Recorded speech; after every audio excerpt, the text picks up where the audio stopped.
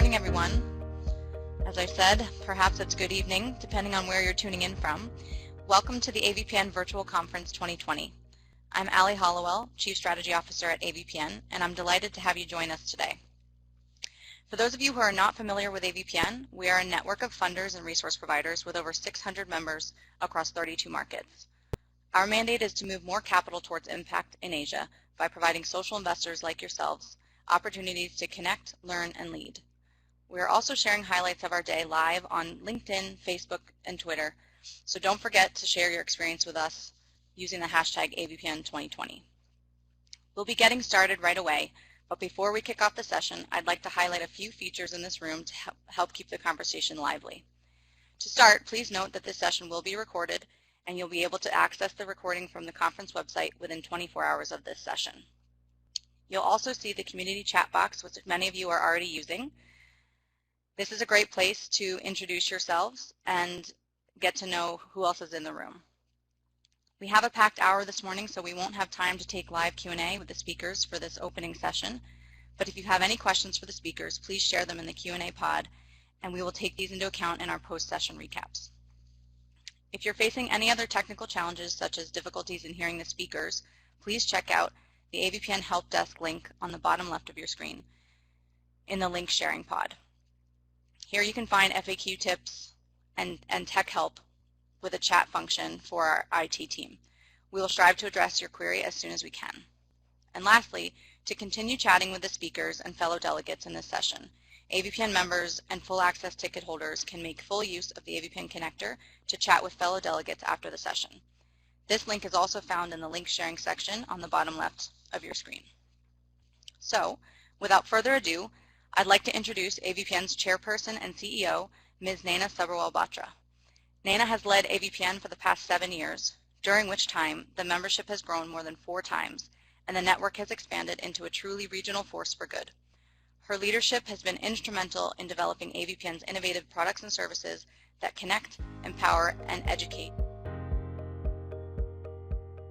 Good morning, good evening, and good afternoon, and a warm welcome to the record 6,000 plus number of people from more than 80 countries that have signed up to our first virtual conference. When we first announced the theme of the conference for 2020, the power of networks, little did I know how much it would resonate with us today. There is nothing like a global pandemic to force us to see how interconnected and interdependent we all are. When supply chain disruptions in China have a far-reaching impact on the availability of goods around the world, or stay-at-home orders in India cripple livelihoods and create rippling effects throughout the global economy. This interconnectedness is both our greatest challenge and our greatest strength. For a network like AVPN, whose role model is based on collective action, we have always recognized that it is only by harnessing the power of networks, transcending geographical borders, and leveraging our shared humanity that we will be able to tackle the many social and environmental challenges that we face. That has never been more true or more urgent than it is today. But this morning, I don't simply wish to celebrate the power of networks. What I do wish to address is the responsibility that comes along with this. My 21-year-old daughter, who has been very affected by the current world events, is especially concerned with the inequality and struggle happening in many parts of the world. The other day she told me that even though things may be happening in other countries and not directly affecting us in Asia, the fact that I had a platform meant that I had the responsibility to highlight these issues and drive social change. You, me, all of us here today, all part of the platform now, have this opportunity for change. In essence, she was paraphrasing the old adage, with great power comes great responsibility. We have all witnessed how the world has quickly pivoted when faced with this pandemic, and we know that no one will come out of this unscathed. However, there are still too many people who are carrying other burdens like gender inequality, racial inequality, and income inequality that the pandemic has only further exacerbated. In India, where I grew up, when the government announced its draconian lockdown, there were millions of migrant workers struggling to get home. And in subsequent days and weeks, we have seen heart-rending scenes of people even walking thousands of kilometers just to make it to their loved ones. Unfortunately, there were many who never did. Not too far away in Singapore, where I am now, the pandemic struck at our most vulnerable and highlighted the challenges of income inequality, even in a high-income country.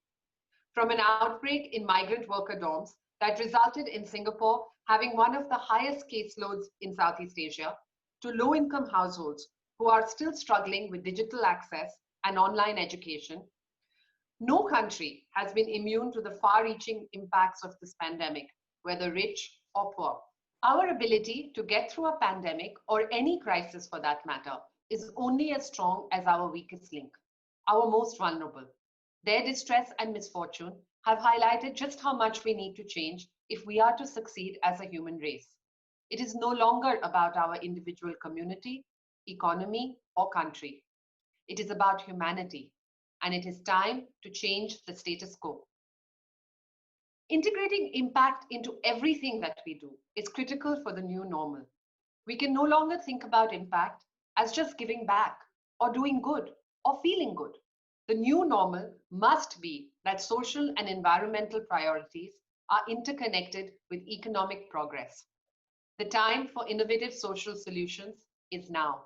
The time to leverage all forms of capital towards these solutions is now. And the time for overcoming our differences to collaborate and scale these solutions is now. As we begin to rebuild, thinking holistically, inclusively, and sustainably is the only way we will rise from this pandemic together, with a shared purpose and deepened respect for our collective humanity and for this planet we call home. It is only then that we can ensure our future resilience as we face even greater challenges like climate change that come ahead. So what does this mean for us? We are all here in this room today because we have the resources and, yes, the privilege to drive social and environmental impact. As we kickstart the AVPN 2020 Virtual Conference, I would like to explore what this truly means. In this age of information explosion, we need to have a discerning ear to cut through the noise. Take a step back and assess where the priorities and real partners are. Understand what you really want to achieve out of the work that you do. How do you ensure that you are not just reducing harm, but creating actual good and doing right by society, and most importantly, ensuring systems change? Take decisions that impact not only a chosen few, but improve the lives of many. For many, we are hoping that things will return to normal. How do we define this normal? As we start thinking about what we want to rebuild, we must also think about what we should rebuild. This pandemic is only the start of more crises to come. If we do not take this as a wake-up call and prepare for long-term sustainability, the world will not change unless every one of us plays a part. This means taking stock of our situation, first as a part of shared humanity, before taking on our individual identities of a businessman, a philanthropist, a politician, or a social investor. It is time to reset our lives, our societies, and our economies to a true north that is guided by long-termism and sustainability. And that means moving from profit maximization, business at any cost thinking, to a multi-stakeholder mindset that recognizes what monetary bottom lines are costing all of us. The new normal must be that we maximize value for our communities, our employees, our investors, and our planet. There is nothing clearer than the present moment to show us that we can no longer stand at the sidelines. We need to come to terms with this new reality, that there is no more time. We need to move now towards creating a more equitable, inclusive, and sustainable world together. This crisis gives us the opportunity to play a role as a great unifier rather than a divider. AVPN has been taking steps to facilitate this journey by creating pathways that bring members together around common goals. And I would like to share a few examples with you now in hopes that we can accelerate progress and create synergies across our diverse network. First, to address the humanitarian issues as a result of the ongoing pandemic. Our members are calling for fellow funders and resource providers in their own markets to pool resources together and scale solutions on the ground that are addressing issues brought to the fore by COVID-19. I would also like to encourage you all to sign on to our COVID-19 pledge, which signals funders' ongoing support of their grantees and investees by providing flexibility, striving for transparent communications, building capacity, and sharing knowledge. You can scan the code here to find out more. Now is not the time to reduce social spending. We must look beyond the present crisis and reconsider how social investment can support resilient ecosystems to become less vulnerable in times of uncertainty. AVPN is also looking to empower women and girls across sectors and borders. Despite progress made for women and girls in the region, new figures estimate that at the current pace of change, the global gender gap will take a century to close. This is just unacceptable. But to frame this differently, if we advance women's equality in Asia Pacific alone, it would raise the collective GDP by more than $4.5 trillion in 2025. This, you will all agree, would be game-changing. We must accelerate this progress to empower women and girls, whether through access to education, healthcare, employment, land rights, and more. If we can achieve gender equality, it will exponentially accelerate solutions towards other goals. As we plan for a post-COVID-19 world, there is no better time than now to relook, reset, and commit to making these changes that are required. AVPN's new gender platform aims to inspire and engage social investors to prioritize their impact for women and girls. Watch this space for case studies and testimonials from role models who are leading this work, and share with us your resources and insights, which we would love to feature for community knowledge sharing. If this pandemic has given us hope in any one area, it is that of accelerating our efforts to combat the climate crisis. By pushing emissions to where they were a decade ago, we have a chance to right some wrongs in our own lifetimes. As economies restart, it is important that we keep sustainability and climate top of mind. The AVPN Climate Action Platform, launched last year, is a platform to discover partners and investable opportunities across Asia to aid us in this journey. The way forward has to be one of collaborations and partnership.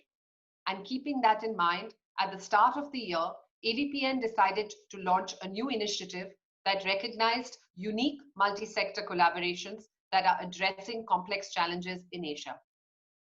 Constellations, the unique formation of stars in the sky that have guided voyagers for thousands of years and inspired countless dreamers. It was with this intention to inspire and guide our community that we launched the AVPN's Constellations, which will highlight successful multi-sector partnerships tackling systemic challenges in Asia. Our hope is not just to celebrate these successful initiatives, but also to form a blueprint for others to emulate.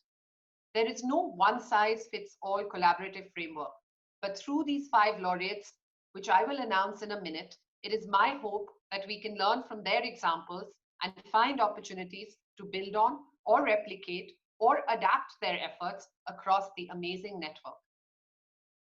First, I would like to present and thank the panel of judges who helped us choose these 5 laureates. Motushi Sengupta from MacArthur Foundation, Bradley Bussetto from UNDP Global Center, Faye Tversky from Hewlett Foundation, and Francis Nai from Social Venture Hong Kong, who has been critical in assessing all our applications. We thank you all for your participation and your comments. Now, I would like to announce our 5 laureates. If you have your phones with you, you can scan the code and learn more about their collaborations and find out how you can engage with them. In no particular order, our first laureate is BISA, or Better Investment for Stunting Alleviation, a collaborative initiative amongst 4 organizations: The Power of Nutrition, Nutrition International, DFAT, and Asia Philanthropy Circle, designed to combat stunting in Indonesia. Our second laureate is the Quality Education India Development Impact Bond, a collaborative initiative supported by the British Asian Trust and UBS Optimus Foundation. Our third laureate is especially relevant during this time: the initiative to integrate AI into India's public health sector. This is a multi-sector collaboration amongst International Innovation Corps, the Rockefeller Foundation, and the Government of India's Ministry of Health and Family Welfare. Our fourth laureate is the Future Right Skills Network, a partnership between Accenture, Cisco, and Quest Alliance in India. And lastly, but definitely not the least, we have our fifth laureate, Inspirasi, a collaborative model amongst Stanoto Foundation, Jarum Foundation, and Triputra Agro Persada in Indonesia to improve school leadership. Each of these 5 laureates has an amazing story to tell, and we hope you will visit our Constellations page, where you can watch a short film on each initiative. Thank you to everyone who submitted collaborations for the inaugural Constellations program. We remain truly in awe of our members and their incredible work, and look forward to hearing more from the laureates as well as all other entrants to the further outcomes of these initiatives. As I wrap off this kickoff to the AVPN's 8th annual conference and our first ever virtual conference, I want to say a special thank you to my incredible team, who has managed to turn around our biggest in-person event of the year into an unprecedented virtual event in record time. I also want to thank our partners who have made it possible for us to open this event up to AVPN's broadest, most global audience ever. We thank you for your belief in AVPN and for walking the walk of supporting your partners through turbulent times. I would also like to thank our founder, Doug Miller, who had the vision to start this incredible network and has helped foster networks around the globe to drive capital towards impact. I would like to close with this final thought.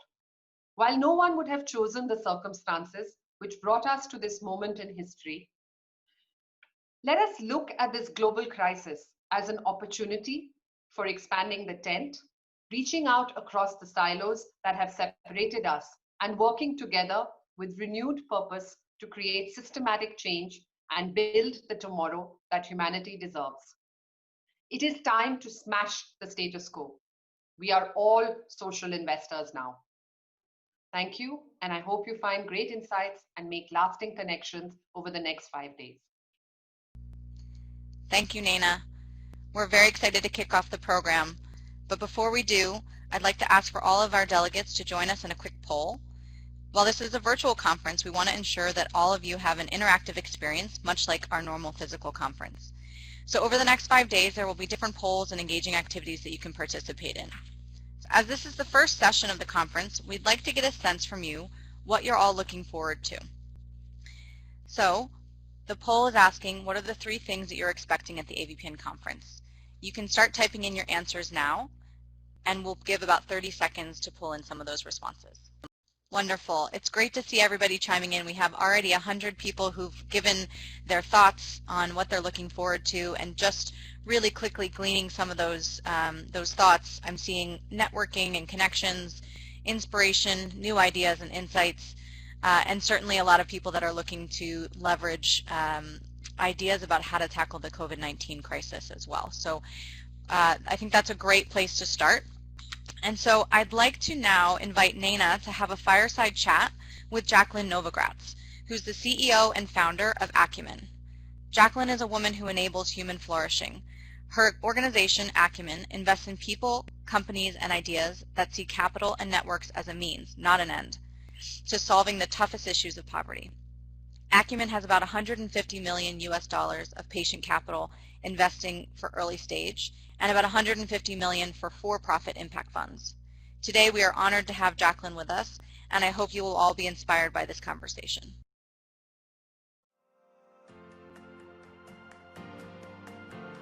Good morning, Jacqueline. It's an absolute pleasure to welcome you to AVPN. We have been trying for years to get you, and I'm so glad that a virtual setting has allowed us to begin and open our conference with you. Naina, I could not be more honored to be here, and have always wanted to be here and part of AVPN, and I'm looking forward to the conversation, so thank you. What I wanted to start with, Jacqueline, is that you've been a pioneer in impact investing. So from your perspective, how do you feel has this impact community evolved over time? I know that Acumen has been around in Asia for a good number of years. So where do you see the most pressing needs where we can have the greatest impact? Between 2001 and today, where we've seen tectonic shifts, both amazing and terrifying,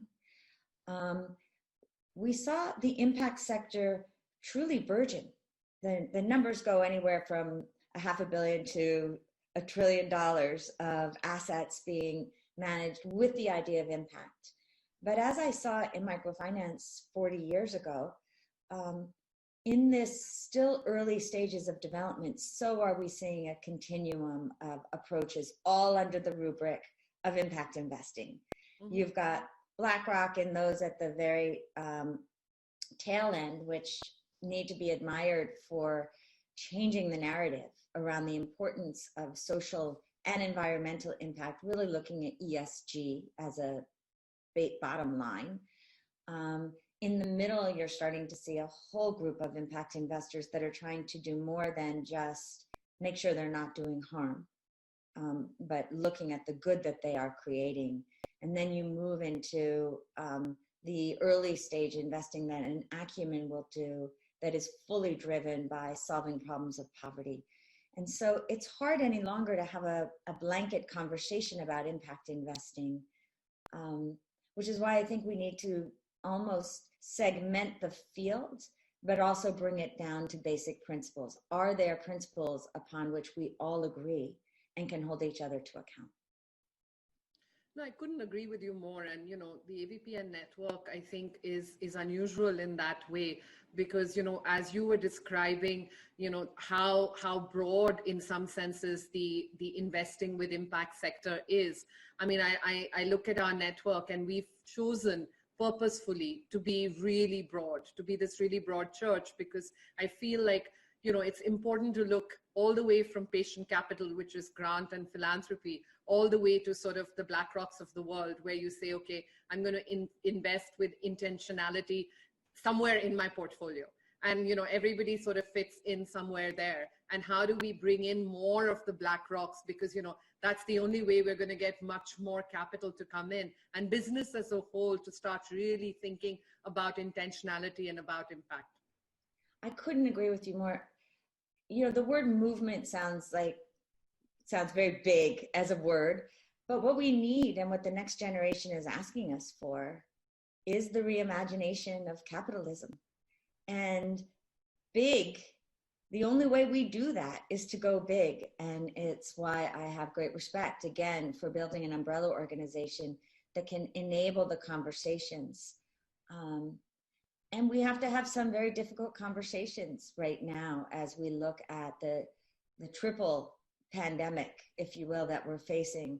A global pandemic where it's clear to all of us that our health systems are broken, that our health systems are connected to our education systems and to our jobs and joblessness, yes. That we're dealing with the pandemic of inequality and the anxiety and stress and poverty that is also foisting upon all of us.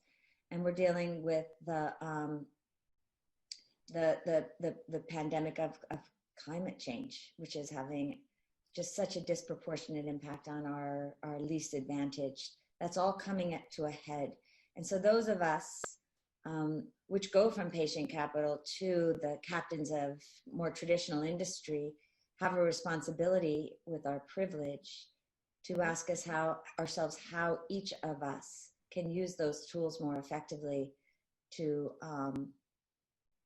solve these problems. And narrative is the first step. That you are hearing BlackRock's you're hearing the Business Roundtable, a lot of strong voices coming from Asia saying it's time to move from pure shareholder primacy to looking at all of our stakeholders. And that's a conversation that you all can have so powerfully. No, absolutely. And it's it takes me to your new book, actually, which Manifesto for a Moral Revolution. I think this is incredibly timely, right? Your book says it's a guide to develop sustainable solutions to combat poverty. I mean, I think conservative estimates right now say that 40 to 60 million people are going to get pushed into extreme poverty as countries come out of the pandemic. So I would love to hear from you, Jacqueline, what you mean by a moral revolution, especially given the last few days, the last few weeks, and why is it so important for us to go through a moral revolution if we are to become effective leaders? Thank you for that question, Naina. My board actually 5 years ago asked me to write a second book.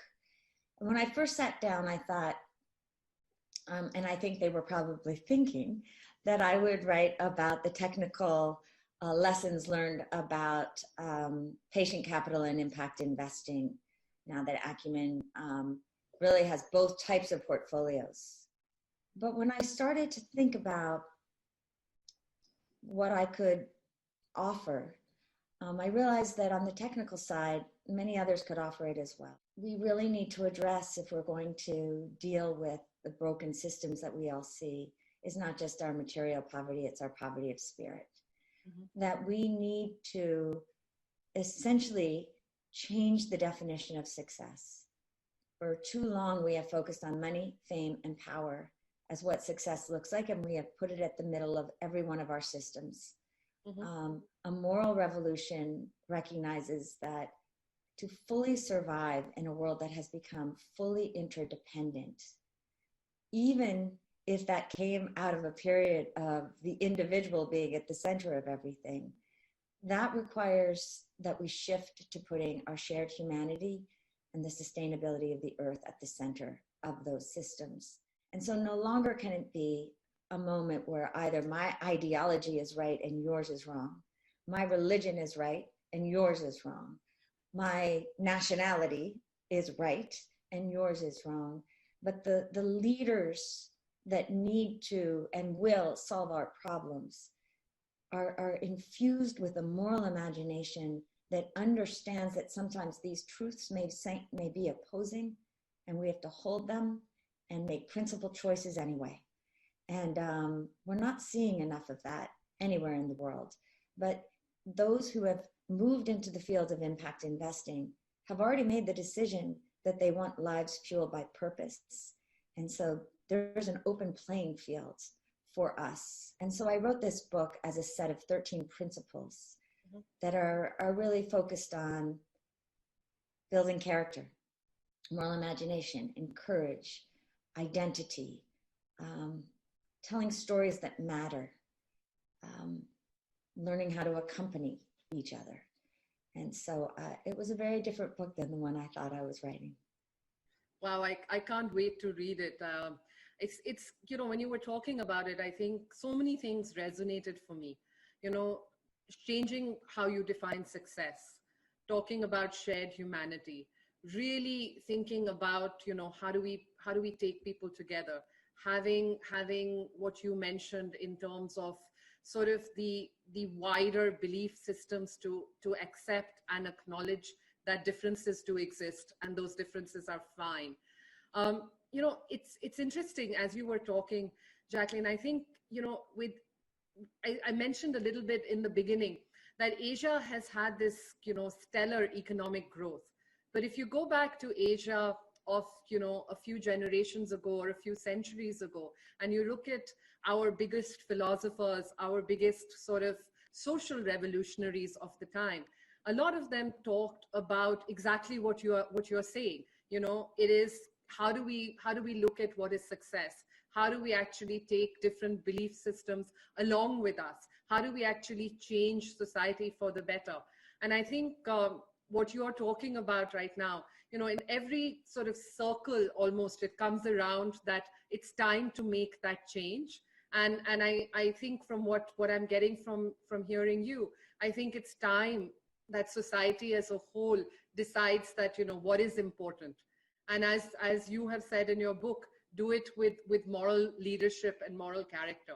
I do believe that this is a moment of crisis across the world. And it's an opportunity for us to renew ancient values, ancient principles for modern times. So we also have to have the courage to bring forward the beautiful, if you will, and jettison what no longer serves our interdependent world. This is a worldview that every system could learn from and must learn from. And so to do that effectively requires the shift of our system. And for the impact fields, it means learning to measure what matters rather than only what we can count. I have been in so many meetings of impact investors who are all there because they want to make change. They're all driven by purpose. And yet too often the conversation still goes to, and what are the returns? And we need returns.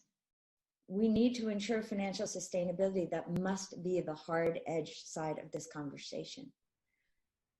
We also need to start with the impact that we are seeking. And what's hard is that we have too few measures that bring as much rigor and discipline to the measuring of our environmental health, not only now, but into the future, the health of the most vulnerable, whether the low income are included. But I think we're on the way. The more we can make that transparent and the more we can celebrate role models as well as business models that show us the future, that do put the environment and put human dignity at the center of what they're building.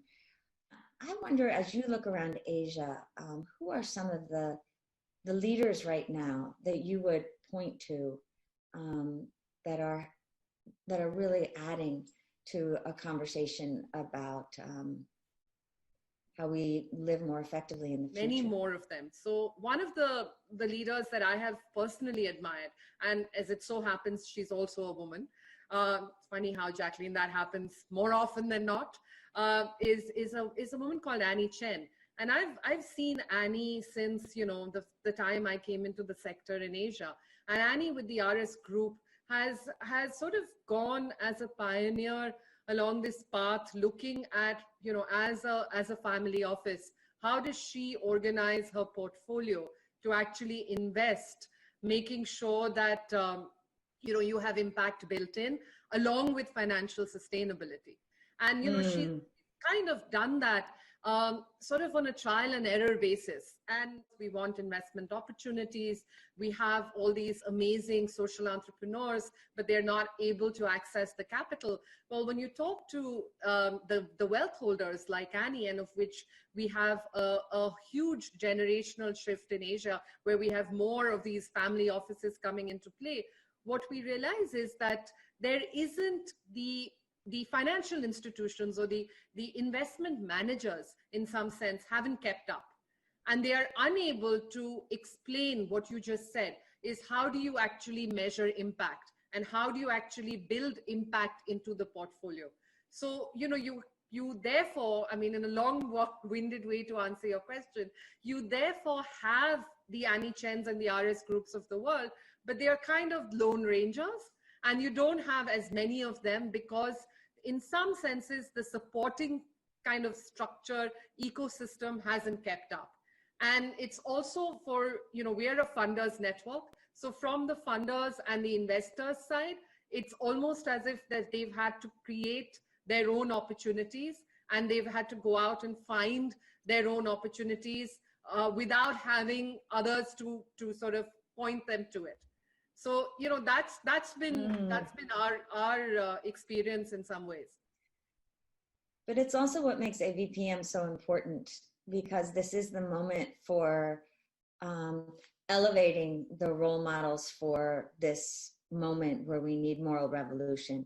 it has to also come from the perspective of those we serve, the least advantaged. And so one of the things that Acumen pioneered a few years ago was called lean data, where we will text thousands of customers of one of our companies at any given time. And now we've invested on the patient capital side about 130 companies, and we've probably are only up to about 15, 20 so far in the for-profit. But we'll text all of these customers, and we'll get astounding response rates. We'll ask them a series of questions from which we can deduce not only any changes in their income, but whether they like the product or not. Mm-hmm.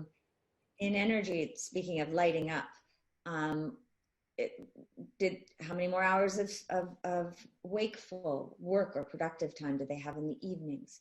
Are their children studying more? What's happening to women's health? Because we know kerosene has such an adverse impact on them.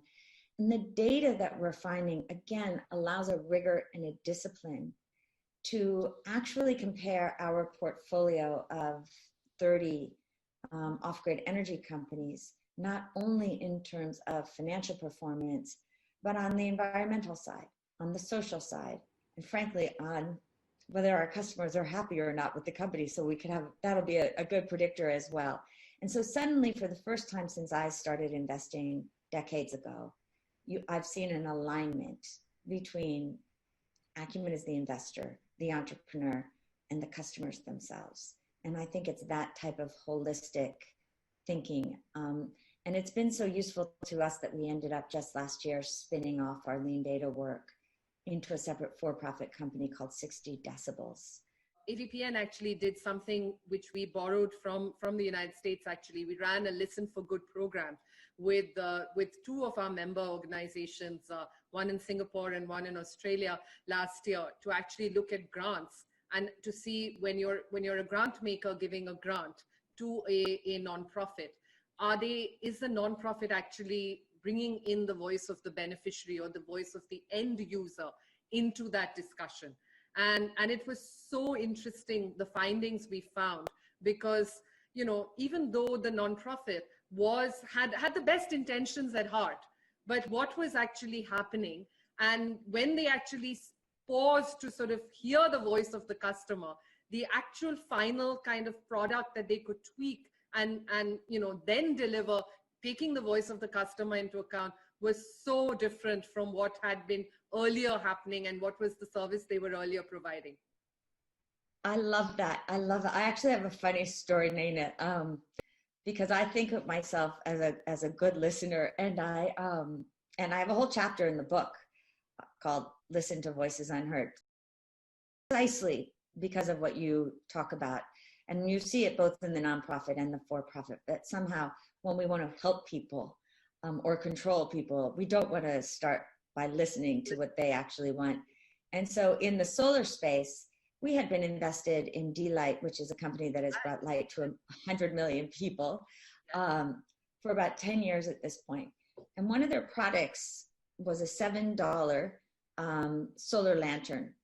And it was doing really well in East Africa. We were selling about 500,000 units every month in Kenya. And so I happened to be in the southern Punjab in Pakistan, in Bahawalpur. And I was sitting with a group of women weavers who were part of an agricultural bank that we had helped build, an RSP bank. And so I said to the women, it was a 50-degree day. I've never had heat like that in my life. And so I was sitting with this group and everyone had sweat pouring down. And I said, so, you know, we have this light in East Africa and, you know, it costs 700 rupees. And I was wondering if we could get the product here to Pakistan, would that be something you would be interested in buying? I knew their cash positions. I knew they could afford it. And this woman, this big Punjabi woman, she leans forward and looks at me and she says, bring us a fan. I said, excuse me? She said, we're hot. We don't want a light. Bring us a fan. And I said, I don't have a fan. I have light. And if you have light, your children can study, you can work at night. And she said, we work enough. Bring us a fan. And so we could do so much better if we had the courage to truly listen. But it's a lifelong process. It is. And that is why I think Acumen has pioneered the human-centered design approach when they really think about how you invest in companies and the products you bring. You and I can chat for a long time. I feel sorry that this is sort of coming to an end, but to conclude, can I request you to read a few lines from your book that will actually inspire delegates who are just starting out? Today is the first day of the conference, and I'd love to have them have some of your book to take with them to experience over the next 5 days. I could read as well for many minutes, but I think you only have about 2 or 3. Yes, unfortunately. Let me just first go through the table of contents and then read our manifesto. The principles that I'm talking about in this book, Manifesto for a Moral Revolution: just start, redefine success, cultivate moral imagination, listen to voices unheard. You are the ocean in a drop. Practice courage. Hold opposing values in tension. Avoid the conformity trap. Use the power of markets. Don't be seduced by them. Partner with humility and audacity. Accompany each other. Tell stories that matter. Embrace the beautiful struggle. And the final chapter is called Manifesto. And the reason that I end with Manifesto is because I have found that building an organization that now consists of, as I said, about 300 million in different asset classes, both patient capital and impact investing, that has reached 300 million people, that have 700 fellows and now another 1 million people or signups on this online academy, has been possible because we have operated according to a set of values that are hard to live by. And so rather than just having a list of words at Acumen, we decided to create a manifesto, a statement of who we aspire to be in the world and how we would make our hardest decisions. And so if you'll indulge me, I will just read that one paragraph of the manifesto. Please do. It starts by standing with the poor, listening to voices unheard, and recognizing potential where others see despair. It demands investing as a means, not an end, daring to go where markets have failed and aid has fallen short. It makes capital work for us, not control us. It thrives on moral imagination, the humility to see the world as it is, the audacity to imagine what it could be. It's having the ambition to learn at the edge, the wisdom to admit failure, and the courage to start again. It requires patience and kindness, resilience and grit, a hard-edged hope. It's leadership that rejects complacency, breaks through bureaucracy, challenges corruption, doing what's right, not what's easy. It's the radical idea of creating hope in a cynical world that changes the way the world tackles poverty and building one based on dignity. For us, for me, it all comes down to dignity. We have to accompany each other as we build the kinds of organizations and companies that succeed and are powerful in the world because of the good we do, the amount of energy we release in other human beings, not just because of how rich or famous or powerful we ourselves become. And because that has not been the role model that we have elevated, it's up to us to be the ones that step forward and decide that we will be those role models. And so in order to make us less lonely, the more of us that are willing to do the hard, the uncomfortable, to build the kinds of businesses that matter and to invest in, accompany, support those businesses, holding the problems that they face as if they were our own, That's the way we build a moral revolution. And if ever there were a time, as you said, where the earth is asking us, our children are asking us, and inside every one of our hearts, we know we need it. It's now. Thank you, Jacqueline. I couldn't agree with you more. And I don't think there's a better way than that to end it. It is upon us. The world is asking us, and it is up to us to answer now. So I hope people who are hearing this take that message with them as they spend the next 5 days at the AVPN conference. Good luck in everything that you do. Thank you. We so need much. you. Thank you. Thank you very much.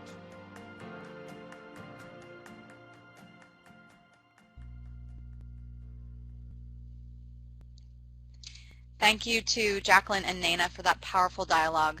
And I understand from the community chat room that there are several people that are having challenges with the audio and some lagging of the video.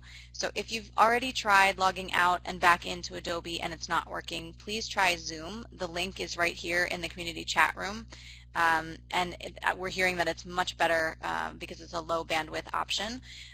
You can also find this link on the AVPN conference site, which is labeled low bandwidth option. That takes you to Zoom. So hopefully everyone is able to hear again now.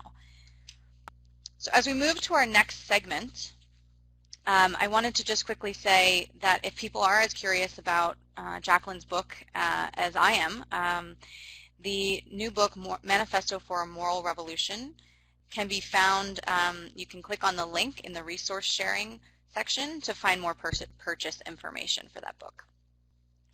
So I now cannot think of a better transition from that opening conversation around how we can develop principled leaders to hearing from one such leader herself. Please join me in welcoming Jacqueline Low, Deputy Managing Director, Markets and Development from the Monetary Authority of Singapore. Those of you who've joined our conference the last couple of years will recall that we challenged the social investors there to break down barriers and include more mainstream capital into the conversation. It's therefore a huge honor that we will have Ms. Low, from her leadership role in Singapore's primary financial regulator, sharing about the importance of all forms of impact capital, including green and sustainable finance and impact investing, for a successful recovery. I hope you will enjoy her keynote address.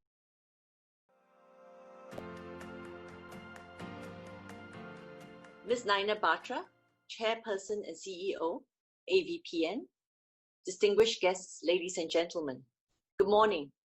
Thank you for inviting me to the 8th AVPN conference, and I'm very glad that AVPN has pressed on with the flagship event virtually in these unprecedented times. The COVID-19 pandemic has resulted in significant health, economic, and social challenges globally. The IMF has projected that global GDP will contract by 3% this year, marking a significantly deeper downturn than the 0.1% contraction in 2009 during the global financial crisis. The power of networks, which is the theme of this year's AVPN conference, is highly apt as we strive towards the United Nations Sustainable Development Goals. Addressing complex and multidimensional challenges like climate action, inequality, and quality healthcare and education requires policymakers, financial institutions, corporates, non-governmental organizations, and multilateral development banks to come together on a common global challenge. The financial sector and MDBs have stepped up and shored capital towards building capacity in healthcare and pharmaceuticals while supporting the recovery. Social and sustainability bond issuances totaled $24 billion in the first quarter of this year, nearly double that of the same period last year. The bond proceeds are channeled to support healthcare and pharmaceutical development for the benefit of lower-income households and small businesses. The World Bank's pandemic bond facility has been triggered and will provide $195 million in emergency financing to 64 of the world's poorest countries to support their recovery. Today, I will focus on opportunities in green and sustainable finance and impact investing. The pandemic provides a prime opportunity for countries to build back better. It is important now more than ever that countries not only rebuild their economies and preserve jobs, but also in the process intentionally build a more sustainable new economy. There have been growing calls for governments to prioritize or accelerate green infrastructure development as part of recovery plans. Infrastructure development is critical to driving economic growth and improving social outcomes, while climate change remains a significant threat to mankind. It is important that a right balance between growth and sustainability be achieved. Public-private partnerships will be key to achieving this. Last week, Infrastructure Asia in Singapore partnered the World Bank Group and Singapore Management University to build capabilities of regional government officials and raise awareness of solutions to support sustainable and resilient infrastructure development, such as clean energy projects. Singapore is committed to support the pivot towards a clean and sustainable future. MAS announced our Finance Action Plan last year, which comprises 3 thrusts. Firstly, building resilience to environmental risks. Secondly, developing green finance solutions and markets. And thirdly, leveraging on innovation and technology. So we have made good progress across all 3 thrusts. We will issue a consultation paper on MAS's environmental risk management guidelines for the banking, insurance, and asset management sectors later this year. These guidelines will set standards on governance, risk management, and disclosure to enhance the financial system's resilience to environmental risks. Last year, we expanded the Sustainable Bond Grant Scheme to support not just green, but also social and sustainability bonds. This year, to celebrate green and sustainability-linked lending, we are developing a green and sustainability loan grant scheme, which aims to defray the costs of external review and bank frameworks for such loans. This seeks to increase the ease of loan origination and reduce expenses for small and medium-sized enterprises, and encourage SMEs, corporates, as well as banks to integrate green and sustainability issues in their financing discussions and decisions. We will also be anchoring centers of excellence in Singapore to undertake quality green finance research and talent development with strong customization and applications for Asia's transition needs. So the theme for the Global FinTech Accelerator in this year's Singapore FinTech Festival is building resilience, seizing opportunities, emerging stronger. So the accelerator will identify solutions that enable financial institutions to respond to the pandemic and climate change. So MAS has received a record 100 problem statements on pertinent areas, including improving supply chain resilience amidst disruptions in manufacturing and the flow of goods and services during the pandemic. Driving social impact by improving credit access for lower income individuals and SMEs. And accelerating green finance flows to support low carbon economic activities. I welcome your support in rallying startups in your networks to submit their proposed solutions. We encourage the financial sector and corporates to work in tandem with MAS's green finance efforts. And on this front, we have seen encouraging developments even in recent months. Global banks like Deutsche Bank and JP Morgan have pledged to increase sustainable financing flows. The National University of Singapore became the first university in Asia to issue a green bond, working with OCBC and DBS Bank.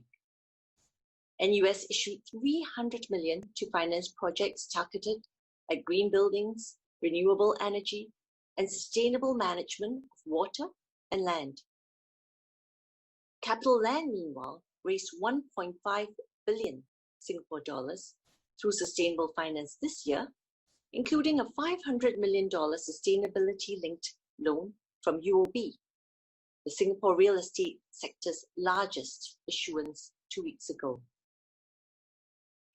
So moving beyond bonds and loans, asset managers should seize this opportunity to launch robust green and sustainability-focused fund strategies in anticipation of rising demand from investors in a post-COVID-19 world.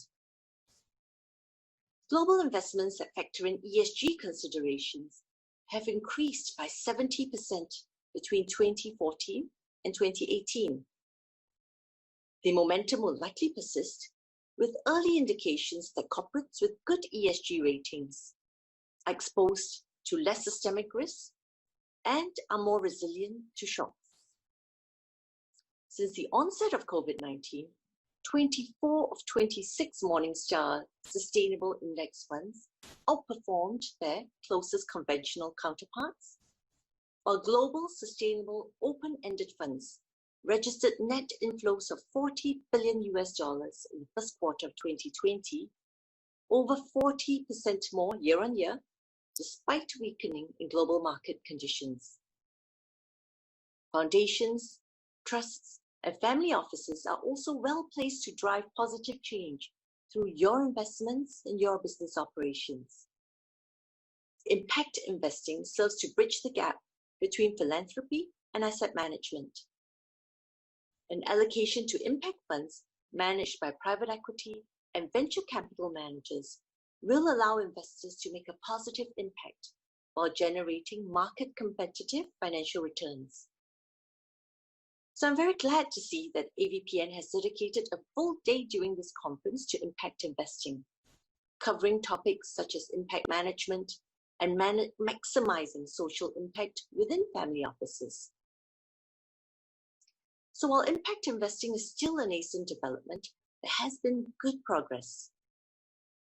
Close to 100 asset managers and institutional investors have signed the operating principles for impact management, which provides a set of market standards on how to achieve measurable, positive environmental and social outcomes alongside financial returns. And in May of 2020, the Global Impact Investing Network, or GIIN, formed a Response, Recovery, and Resilience Investment Coalition with AVPN and other networks and foundations to coordinate efforts and direct capital to high-impact solutions in response to the pandemic. The fundraising outlook for impact investing strategies remains strong despite recent challenging months. Managers in Asia can play a meaningful role in creating impact and capitalize on this opportunity. For example, Impact Investment Exchange, a Singapore-based enterprise whose platforms connects impact investors with underserved communities, issued its second Women's Livelihood Bond in January this year. The $12 million social bond is listed on the Singapore Exchange, and a third bond is being planned as part of the $150 million series. BlackRock recently launched an actively managed impact fund to invest in firms addressing global challenges like COVID-19 and advancing the UN SDGs. So in conclusion, the pandemic has raised the importance of the climate and sustainability agenda, and I encourage the financial sector to not lose sight of these issues, even as countries and corporates rebuild. This virtual conference, bringing together over 5,000 participants from 80 markets, is timely for us to continue sharing insights and experiences as we work together to address global challenges. I hope that you will form new partnerships and deepen existing ones through this virtual conference. And I wish you a very fruitful week ahead. Thank you.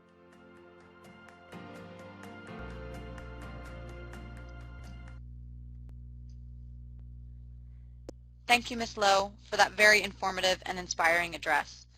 It is wonderful to see Singapore taking a leadership role in advancing sustainable finance and impact capital as a key part of an inclusive recovery. We've now come to the end of our opening session. Before we continue with the rest of our day, I'd like to take this opportunity to thank our lead partners, Chandler Foundation, Stockholm Environment Institution, and Edan Prize Foundation, without whom we would not be able to bring this virtual conference to life. A reminder that for members and those with full access tickets, you can reach out to the speakers and fellow delegates through the AVPN connector found on the conference website or in the links section of this platform. Please do share your reflections and highlights from this session on social media, and remember to tag us using the hashtag AVPN2020. Up next, the session Collaborating to Achieve the SDGs will be starting in just under an hour at 10 a.m. Singapore time. Thank you, and please enjoy the rest of the conference.